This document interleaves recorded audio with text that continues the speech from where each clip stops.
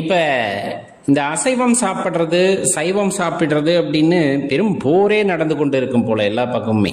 யாரை பார்த்தாலும் வந்துட்டு இந்த ஒரு விவாதம் போயிட்டே இருக்கு, அசைவம் சாப்பிடலாமா சைவம் சாப்பிடலாமா அப்படின்ட்டு.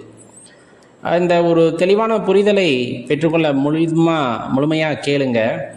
ஏன்னா உணவு அப்படிங்கிறது தனிப்பட்டவர் உரிமை அப்படின்ட்டு எல்லா இடங்களிலுமே குறிப்பிடப்படுகின்றது. சைவம் சாப்பிட்றவங்க சாப்பிடுங்க, அசைவம் சாப்பிட்றவங்க சாப்பிடுங்க. ஆனால் எப்போ இந்த ஒரு கான்ட்ரவர்ஷியலான வாக்குவாதம் வருதுன்னா, இப்போ சைவம் சாப்பிட்றவங்க ஒரு இடத்துல அதிகமாகறாங்க அப்படின்னா அந்த இடத்துல அசைவம் சாப்பிடுபவர்களை இவங்க வந்துட்டு டாமினேட் பண்ண ஆரம்பிக்கிறாங்க. அதே ஒரு இடத்துல அசைவம் சாப்பிட்றவங்க ரொம்ப அதிகமாக இருந்தாங்கன்னா அந்த இடத்துல சைவம் சாப்பிட்றவங்கள தாக்கி பேச ஆரம்பிக்கின்றாங்க. நான் செய்யறதான் சரி, நீ செய்யறது சரியில்லை அப்படின்ட்டு. உண்மையாகவே உணவு என்பதற்கான கோட்பாட்டை யாரும் வரையறுக்க முடியாது. இப்ப எனது உடலுக்கு ஒரு விஷயம் தேவைப்படுகிறது அப்படிங்கும் போது அந்த உணவை அடியன் எடுத்துக்கொண்டு ஆக வேண்டும் என்ற கட்டாயமும் நிர்பந்தமும் மருத்துவ ரீதியாக வருகிறது. அப்படின்னா அந்த உடலுக்கு அச்சக்தி தேவைப்படுகிறது அப்படிங்கிறதுக்காக ஒவ்வொருவரும் ஒவ்வொரு வகையான உணவை எடுத்துக்கொள்கிறார்கள். அதுல மாற்று கருத்தே இல்லை. தெளிவா தெரிஞ்சுக்குங்க.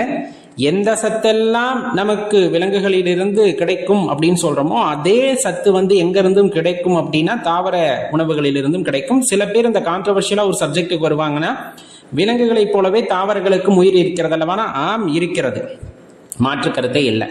இப்ப வள்ளலார் பார்த்தீங்க அப்படின்னா ஒவ்வொன்றாக தவிர்த்து ஒரு கட்டத்திலே எந்த உணவையும் எடுத்துக்கொள்ளாமல் காற்றை மட்டுமே சுவாசித்து உயிர் வாழ்ந்திருக்கிறார் அப்படின்ட்டு நம்ம கேள்விப்பட்டிருப்போம் இல்லையா?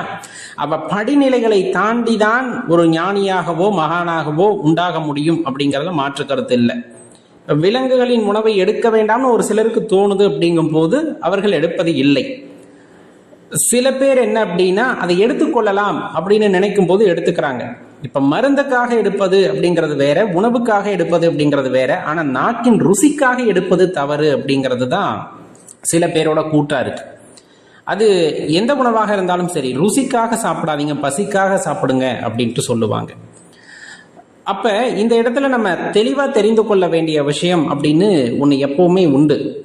இப்ப ஆன்மீகத்துல அடியேன் ஒரு குரு பரம்பரையை அல்லது குருவை சார்ந்து இருக்கின்றேன் அப்படின்னா அடியேனுக்காக சில விஷயங்கள் கொடுக்கப்படும். இதை நம்ம கட்டாயமா பின்பற்ற வேண்டும் அப்படின்னு சொல்லுவாங்க. அந்த கொடுக்கப்படுகின்ற உபதேசத்திலே இந்த அசைவ உணவை தவிர்த்து கொள்ளுங்கள் அப்படின்னு சொன்னாங்கன்னா கட்டாயமா அவர்கள் தவிர்த்து கொண்டுதான் ஆக வேண்டும். அங்க போய் விவாதம் பண்றதோ அதெல்லாம் எதுவும் பண்ண முடியாது. ஏன்னா இது எல்லாம் ஏற்கனவே நிரூபிக்கப்பட்ட சில விஷயங்களாக இருக்கும். இவ்வுணவை தவிர்க்கும் பொழுது இவர்களுடைய செயல் ஆற்றல் இந்த விஷயத்திலே அதிகமாகிறது அப்படிங்கிறது குரு பரம்பரையில கண்டறிந்து இந்த உணவுகளை எடுத்துக்குங்கன்னு சொல்லும் போது அவர்கள் எடுத்துக்கொள்வார்கள். சைவ உணவுகளை அப்படிங்கிறத எடுத்துக்கிறாங்க.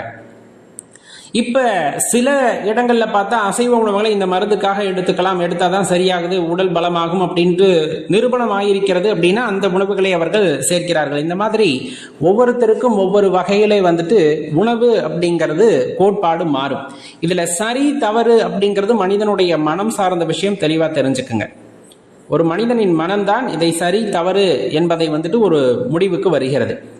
இந்த வகையிலே நம்ம தெளிவா தெரிஞ்சுக்கணும் அப்படின்னா, நீங்கள் எந்த உணவை சாப்பிட்டாலும் அதிலே இருக்கின்ற உயிர் நம் உடலுடன் அல்லது இந்த உயிருடன் கலந்து விடுகிறது. அதுல மாற்று கருத்தே இல்லை.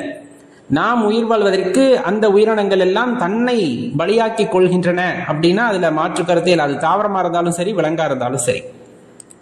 இப்போ ஒரு உயரிய நிலை, ஆன்மீகத்திலே ஒரு உயரிய நிலையை அடைய வேண்டும் என்ற எண்ணம் உங்களுக்கு இருக்கிறது அப்படின்னா அப்ப குரு பரம்பரை வழியாக குருமார்கள் நமக்கு உபதேசிக்கின்ற உணவுகளை எடுத்துக்கொள்ள வேண்டும்.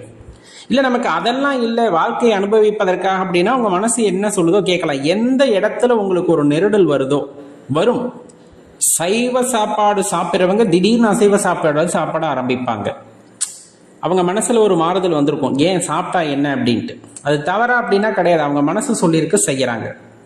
அதே சமயத்துல பயங்கரமா சாப்பிட்டுருப்பாங்க, அசைவம் சாப்பிட்டுருப்பாங்க, ஓடுறது ஓடியாடுறது குதிக்கிறது எல்லாத்தையும் சாப்பிட்டுருப்பாங்க. ஆனா ஒரு கட்டத்துல என்ன ஏதுனே தெரியாம தன் மனது சொன்னது அப்படின்ற ஒரு காரணத்திற்காக எல்லாத்தையும் தவிர்த்திருப்பாங்க. உயிர் அந்த பலியிட்டு சாப்பிடக்கூடிய எல்லா உணவுகளையும் தவிர்த்திருப்பார்கள்.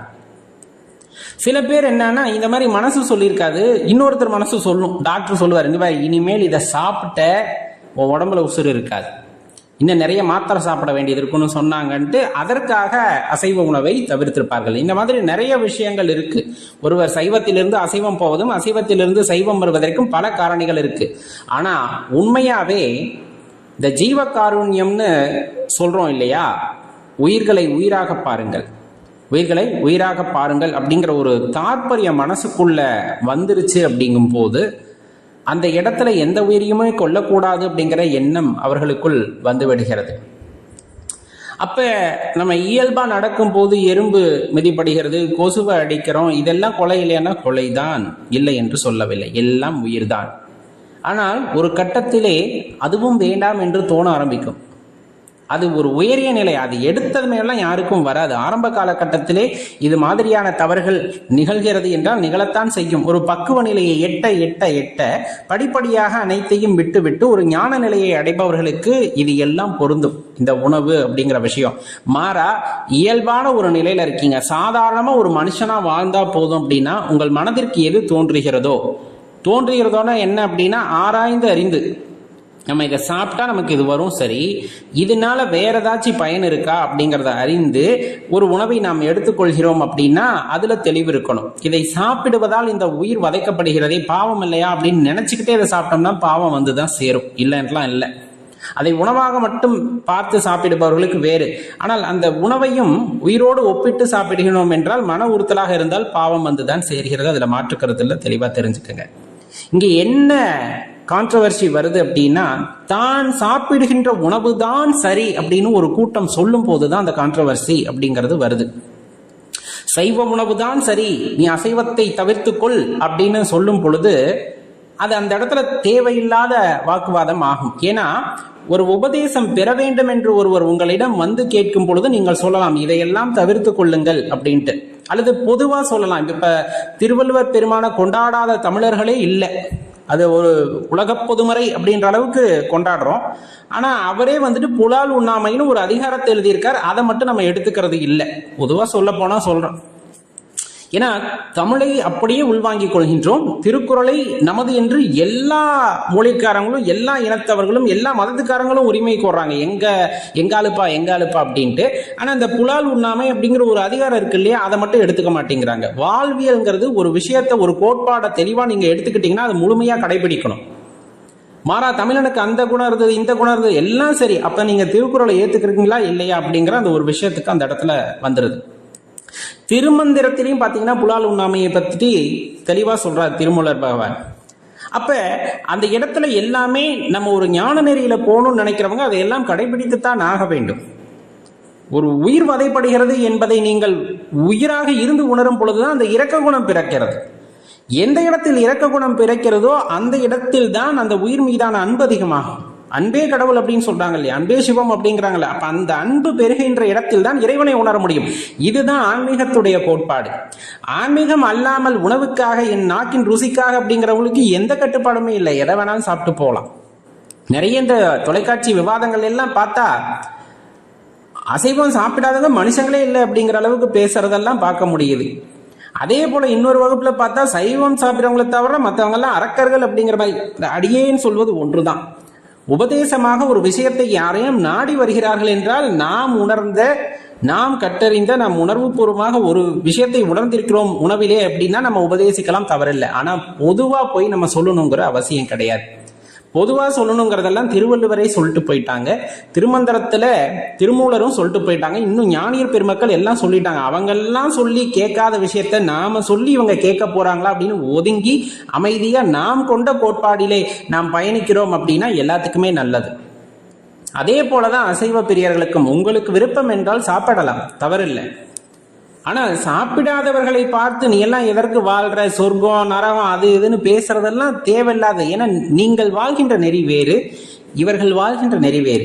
இவர்கள் இறைவனுடன் கலக்க வேண்டும் என்று வாழ்கிறார்கள், நீங்கள் வாழ்க்கையை வாழ வேண்டும் என்று வாழ்கிறீர்கள். அப்ப அசைவம் சாப்பிட்டா இறைவனை உணர முடியாதா, அறிந்து கொள்ள முடியாதா அப்படின்னா அப்படி ஒரு குருமார் இருந்து உங்களுக்கு உபதேசம் செய்தால் அதை பின்பற்றுங்கள், அதுல மாற்று கருத்தே கொள்ள தேவையில்லை.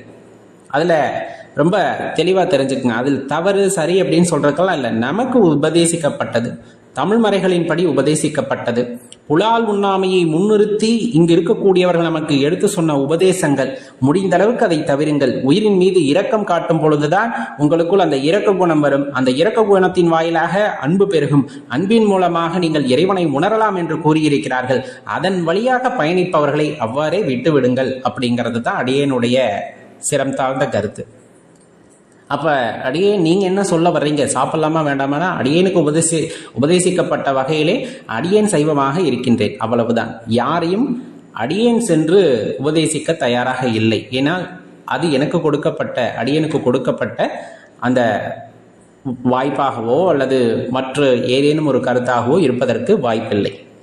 குரு வழியாக சில விஷயங்கள் வந்திருக்கிறதுனா அடியேன் அதை எடுத்துக்கொண்டு பயணித்து கொண்டிருக்கின்றேன். அதுவும் இறைவன் அருளால் அவ்வாறே சென்றும் கொண்டிருக்கிறது. உங்களுக்கு மனதிற்கு எது சரி என்று தோன்றுகிறதோ செய்யுங்கள். ஆனால் பிறர் உணவை பழிக்காதீர்கள். அது எந்த உணவாக இருந்தாலும் சரி, சைவமாக இருந்தாலும் சரி, அசைவமாக அவரவர் விதி கேட்டார் போல, அவரவர் கர்மாவுக்கு கேட்டார் போல அவரவர் செய்கிறார்கள். அதற்கான வினை பலன்களை அவரவர் அறுவடையும் செய்வார்கள். ஒருவேளை சைவ உணவு தவறாக கூட இருக்கலாம்ல, நமக்கு தெரியாம இருக்கலாம் இறைவனின் பார்வையிலே.